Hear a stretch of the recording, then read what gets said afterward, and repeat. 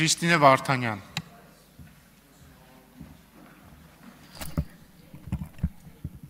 Սիրելի քաղաքացիներ, թույլ տվեք այս անհասկանալի հրճվանքին չանդրադառնալ խնայելով ձեր նյարդերը, պարզ երկու ճշմարտության մասին խոսեմ։ Երբ ընդդիմադիրները հայտարարում են որևէ մեկի նկատմամբ, որ կա քաղաքական հետապնդում կամ որևէ մեկը քաղաքական հալածյալ է, ընդդիմադիրները այդ մարդուն սուրբ չեն հռչակում, չեն քննարկում որևէ մեկի սուրբ կամ ոչ սուրբ լինելը։ Քաղաքական հալածյալ կամ քաղաքական բանտարկյալ լինելը որոշվում է հետևյալ պարզ մեխանիզմով։ Արդյոք քո նկատմամբ կա տարբերակված վերաբերմունք կապված քո քաղաքական հայացքների հետ։ Այդ մի տարով ընդհանրապես 5 չափանիշ կա, բայց այդ մի տարով է որոշվում քո նկատմամբ քաղաքական հետապնդում է թե չէ։ Հիմա եկեք տեսնենք Վարդան Ղուկասյանի նկատմամբ կա քաղաքական հետապնդում թե չէ։ Մենք տեսել ենք շաբաթներ առաջ ոնց է բերման ենթարկվում սպանության ընդդիմադիր համայնքապետի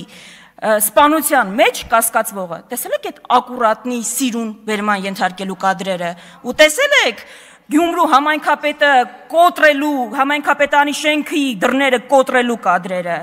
Երկրորդը անիվից են խոսում այստեղ, եկեք տեսնենք, տարբերակված մոտեցում կա թե չէ, 25 միլիարդ դրամի մսխման գործով քանի կալանավորված կա,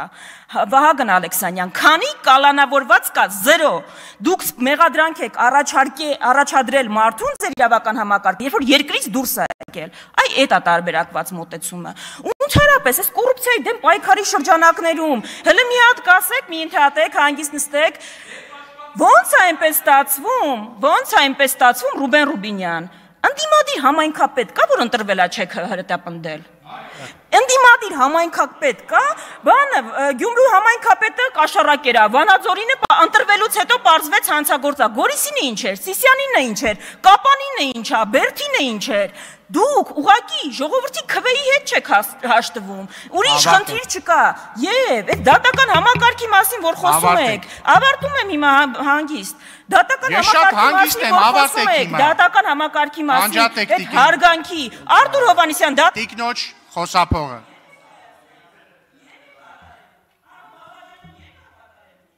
Շնորհակալություն, ես ելույթ կունենամ։